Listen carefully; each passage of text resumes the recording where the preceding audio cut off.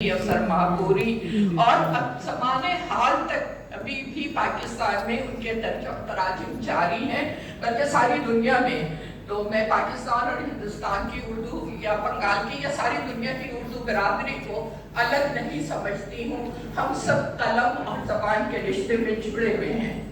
نظر الاسلام کی شاعری حسن و عشق کی نغمگی کے ساتھ آزادی کی لگن، تصور انقلاب، باغیانہ روش اور انسان دوستی سے عبارت ہے۔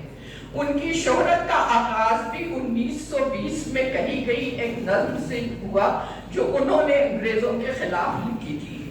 اگر اقبال غلامی کے خلاف آواز بلند کرتے ہوئے کہتے ہیں، غلامی میں ناکام آتی ہیں جب شمشیریں نہ تدبیریں، جو ہو ذوق یقین پیدا تو کٹ جاتی ہیں زنجیریں۔ تو نظر الاسلام بھی اپنی مشہور تصنیف چندربندوں کے نظم اور گیتوں میں آزادی اور قومی بیداری کا پیغام دیتے نظر آتے ہیں۔ یاد رہے کہ یہ ان کی وہی تصنیف ہے جسے انگریز نے اپنے دور حکومت میں ضبط کر لیا تھا۔ اس کتاب کی ایک نظم جاگو کے چند مصرے سنیے۔ زنجیر میں جکڑے ہوئے ہمدم میرے جاگو، زنجیر میں جکڑے ہوئے ہمدم میرے جاگو، تعمیر و مساوات کا پیغام سناؤ ہمدم میرے جاگو۔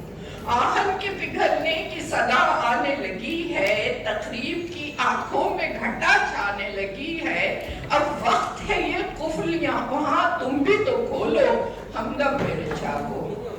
اقبال نے اگر معاشرے میں عورت کی اہمیت کو تسلیم کرتے ہوئے یہ سوال اٹھایا، کیا چیز ہے آرائش و قیمت میں زیادہ، کیا چیز ہے آرائش و قیمت میں زیادہ، آزادی نسواں کی ضرورت کا گلوبل۔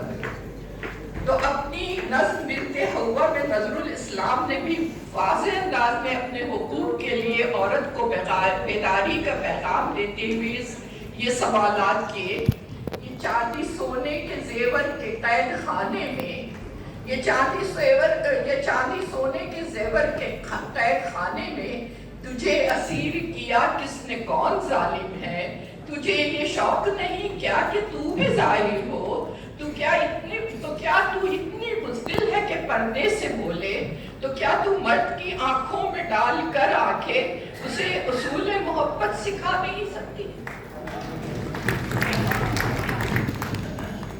اقبال نے اپنی شاعری کے ذریعے جابر قوتوں کے سامنے کھڑے ہونے کا حوصلہ بیدار کیا اور کربلا کو استعارہ بنایا، ایک نئی جہت بخشی۔ جس طرح سے کربلا اور امام حسین کو اقبال نے استعارہ بنایا ہے، میں سمجھتی ہوں اس کی دوسری مثال ملنی مشکل ہے۔